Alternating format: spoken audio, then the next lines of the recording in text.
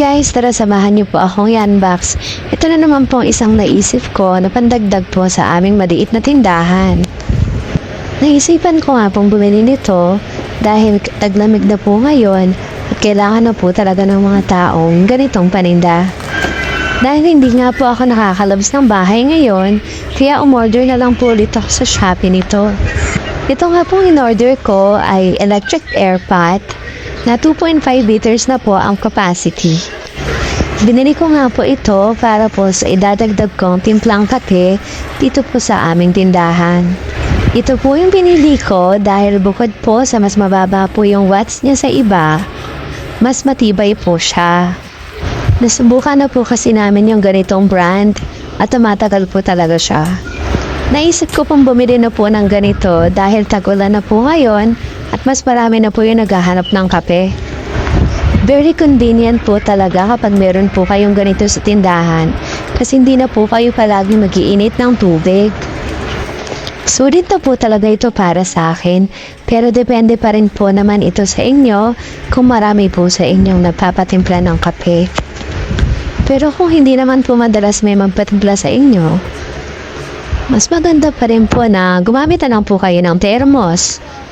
Ideal lang po kasi ito sa mga tindahan na marami pong nagpapatimpla ng kape. Ang nagustuhan ko nga po dito ay mas mababa po yung wattage niya kumpara po sa iba.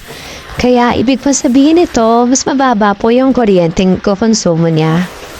At nagustuhan ko rin po yung itsura niya. Kasi simple lang po siya at mukhang malinis lang. Siyempre, dun tayo sa simple pero maganda. Wow! Meron din po siyang safety lock para po iwas aksidente. Hindi po siya mabubukos hanggat hindi niyo po siya pinipindot. Ganito naman po siya sa loob. Ang original price nga po pala nito is 1,129 at nabili ko lang po ito ng 1,047 kasi gumamit po ako ng voucher sa Shopee. Ilalagay ko na lang po sa description box or comment section kung saan ko po siya nabili sa Shopee. At kasabay nga po nito, bumili pa po ako ng iba pang mga accessories na pwede ko pong idagdag dito po sa aming maliit na tindahan. Bumili po ako nitong black na headband na 0.7 cm ang size. Nabili ko po siya ng 45 pesos for 12 pieces na at binibenta ko po siya ng 10 pesos each. Ito naman pong colored headband. 1.2 cm po ang size. Nabili ko po siya ng 45 pesos, 12 pairs na po, at binibenta ko po siya ng 15 pesos each dahil mas malaki po siya kumpara po doon sa isa. Bumili din po ako ng iba't ibang mga sizes ng mga diamond earrings at pearl earrings. Natuwa pa nga po ako dito dahil mas mura ko po siyang nabili kumpara po nung pumunta po ako ng Divisoria. Akala ko nga po mura na po yung nabili ko sa Divisoria, pero meron pa po palang mas mura sa Shopee. Ito pong pearl earring na 10mm, 12 pairs na po, 38 pesos lang, binibenta ko pa na 15 pesos each. Ito naman pong diamond earrings na 10mm ang size, nabili ko po siya ng 35 pesos at binibenta ko po siya ng 15 pesos each. Ito naman pong 6mm na color diamond earrings, nabili ko po siya ng 25 pesos at binibenta ko po siya ng 10 pesos each. Ito naman pong colored pearl earrings na 8mm ang size, nabili ko po siya ng 35 pesos, 12 pairs na, pati na rin po itong diamond earrings na 10mm, nabili ko rin po siya ng 35 pesos, binibenta ko po ng 20 pesos each. Ito din pong pearl earrings na 12mm, binibenta ko rin po ng 20 pesos. Ito naman pong 8mm is 10 pesos po ang benta ko po. Basta ang pinili ko po is merong small, medium, tsaka large size. Ang benta ko po sa small is 10 pesos, ang medium naman po is 15 pesos, at yung large is 20 pesos.